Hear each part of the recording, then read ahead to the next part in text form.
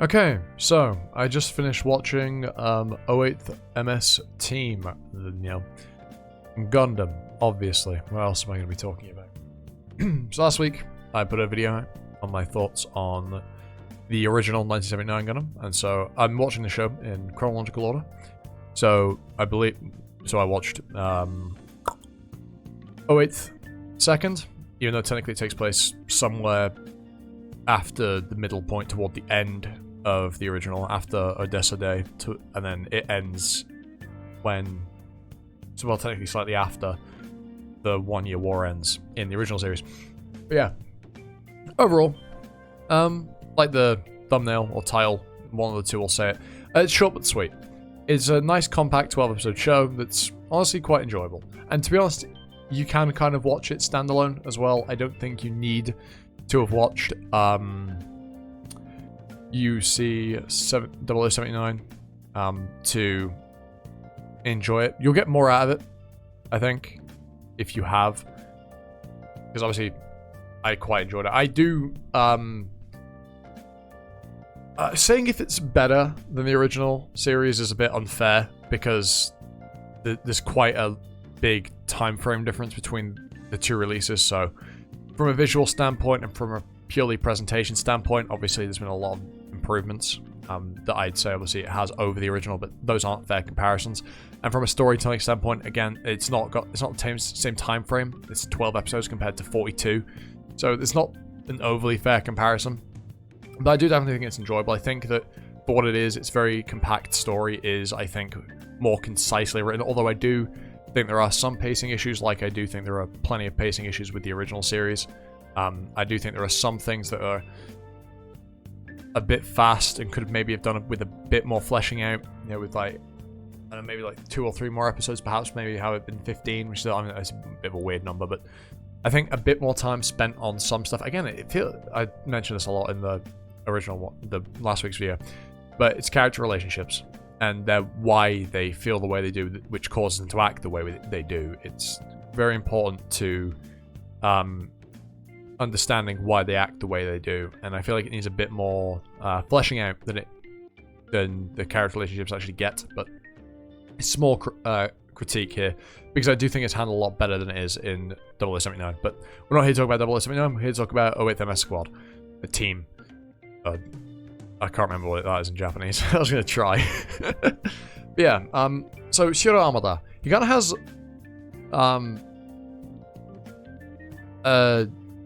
I almost want to say reverse character arc to Amuro. Well, Amuro starts out not wanting to fight and eventually wants to fight, but obviously right at the end he's like, why are we fighting? The war's dumb. What are we fighting for, guys?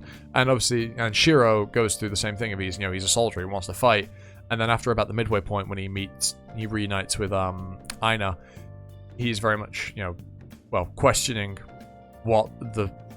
why he's fighting for, why he's fighting, and ends up on the whole war is bad, stop fighting for fuck's sake thing that Gundam tends to have running through it. And hey, I don't think it's a bad message at all. But yeah, Shiro Amada, I feel like he's a good protagonist. I feel like I prefer him to Amuro, but to be fair, that isn't hard. I don't particularly like Amuro as a character. I do like him more at the end, but again, I talk about that in a bit more detail in my 0079 video. Go watch it. I'm going to try and not bring it up, but it's kind of hard because I've watched them in pretty quick succession. I've literally watched over the past 2 or 3 days after recording that video, watched this, so it's a bit hard to separate them in my mind, especially given it's all interconnected and such. I do have some gripes obviously with the fact that because it came out so much later, there are some events that happen that feel like they retcon, or because they weren't mentioned in the original series, feel a bit out of place.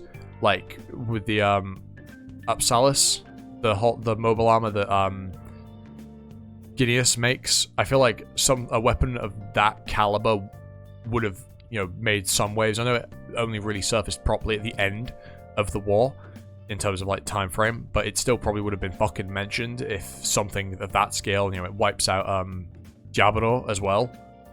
It doesn't wipe it out. It does a pretty fucking hefty chunk to it. So I feel like that would have been brought up, but obviously it isn't because you know, almost 20 years later. In fact, I don't know if it was 20 years. I don't know when. It's definitely pre-2000, I know that, so it could be 20 years. It's at most 20 years. God. Later, but... So, you know, that's obviously the whole thing with that, but I imagine I'm going to have to get used to that with UC as I go on. At least with ones that are set during, or, you know, especially, at least with ones that are set during, not after the original series. But besides, it's beside the point completely. The rest of the cast, are fine, for the most part. The only one that I kind of dislike is Michael. He's not a bad character, mind you. It's just that he's chosen to be a soldier. And yet he's really whiny that he's having to be at war because it's separating him from the woman he loves, and eventually, you know, she ends up with another man. But at the end of the, well, I don't know whether he chose to go to war, but he's definitely in a much better situation than the 0079 cast are, where they're kind of just forced to be soldiers. You know? Obviously, we don't know his whole situation, but he's at least there, I'd imagine, somewhat by choice. It doesn't seem like the Federation can script, but you know, maybe they do. But, and, you know, he's kind of whiny at times, being like, oh, I can't send my letters. And, yeah, I get it. He wants to keep in contact with BB, whose name we never even really fucking know. We just know her as BB, this effectively nameless individual from the perspective of the viewer. We don't really know. We know that he cares about her. We know that they have a long-distance thing going on, or had a long-distance thing going on. But it doesn't work out, as we see by the end. Poor guy, he gets blue-balled, he gets cucked, but, well, it's unfortunately the way some things work. You know, you go to war, is an unfortunate reality that is reflective of, well, real life, to be honest, if you look back at real-life soldiers that from real-life wars. Michael, but I understand why he's whiny. It makes sense. I do find him a tad bit annoying. He is not to say when he's complaining about stuff, but I think it's just the way he was written is to be kind of whiny, not in the complaining sense. You know what I mean? I feel like I'm articulating this atrociously, but yeah, he does feel a bit annoying sometimes. And then we have Elidor. He's honestly the one that we get. Honestly, we know the least about. He spends a couple of episodes just out of the show, and when he comes back, he doesn't really say a whole lot either. You know, we know that he makes music, and that he's fighting in the war because, again, we don't really know why he's there. To be fair, we don't really know why any of them are there. Well, presumably they want to fight against Zeon and, you know, protect the Federation, you know? I assume that's why they're there. But we don't really know a whole lot about Elidor. And then he just ends up having a thing for Karen because she saved his life, which, yeah, fair enough. And speaking of Karen, again, we don't really get a whole lot with her. We know that her husband died, presumably in battle, given what's presented, and the way she has a line where she says, all the men in my life eventually leave me.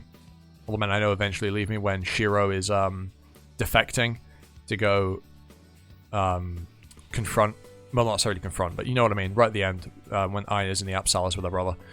That bit, you know, she says that. So it's implied that, you know, she's had trouble moving on, probably from all the people she's lost, previous commanders of the 8th Division. As we know, they've been through quite a few. Don't know how many, but they've been through a few. And obviously, I imagine probably her husband might have been one of them. Way I'm going to infer that. Yeah, she, again, there's not a whole lot to her, but she does, you know, go against the order of execute Shiro at the end, so she does have some principles, which is quite nice to see. And then we have Sanders, again, somebody else who is principled. He respects Shiro quite a lot. He doesn't let, you know, all the nonsense get to him. He's like, no, Shiro is not a spy. He's someone he trusts. He broke his curse of being the only one to survive his third mission with any, you know, team. So it's understandable why he respects and holds Shiro in such high regard, why he holds the whole of the 8th Division in such a high regard. And again, we don't get a whole lot of him. We meet him very early on. He's actually the second earliest. We meet Shiro and Michael really early on. Obviously, the first two characters we meet, and then we meet Sanders when Shiro saves him in the bowl, when he's being attacked by Ina in her improved Zaku. Yeah. But given that he's around for so long, again, we don't really find out a whole lot about him, other than he had some pretty fucking rotten luck, and that he's an all-around nice guy. Yeah. But I guess I probably should talk about Aina. She's there. She's pretty, I guess. Moving on. I think the best thing that this show does is it adds a lot more humanity to particularly Zeon, the majority of Zeon. Whereas the original show, Zeon are, they're villains. And they are in this, in 08 as well. But I feel like the non-pure fucking psychopaths like Gineas are presented to be much, more human characters than, say, a lot of the villains, a lot of the, important Zeon characters in 0079 are. And then you've got characters like Rambaral and Hamon, right, who are decent people, right? But again, they're more few and far between, whereas this makes it seem like, that, their soldiers are human too. Because obviously we don't really get a whole lot of time with them in the original. And it also shows the kind of shittiness of the Federation, that they are a bit fucked up. And we get to see a little bit of that. There was some elements of it in the original show, but I do like that there's kind of more of a highlight on it, especially toward the end of 08. It's quite enjoyable. And also we get very right at the end of that last episode that feels a little bit out of place, but it's a very nice, sweet wrap-up to the show. We get a very brief glimpse at the Flanagan Institute and how fucked up it seems to be, given what they do to that handful of kids right at the end. For the, that Shiro and Aina give their names to and such.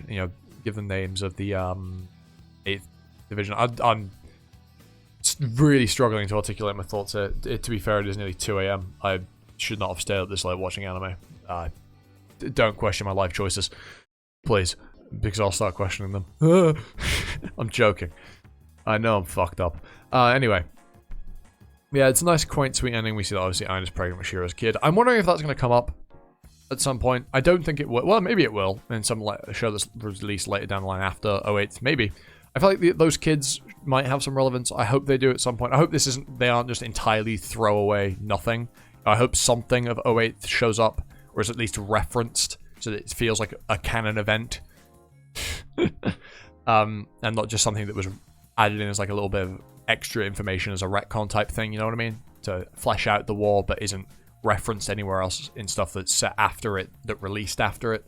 Obviously stuff that set after it but released before it won't, because understandably so. But I hope some of the later shows have some cameo or some, as long as it's not like blatantly shoehorned in, and it's awfully handled. If it's handled well, it's fine.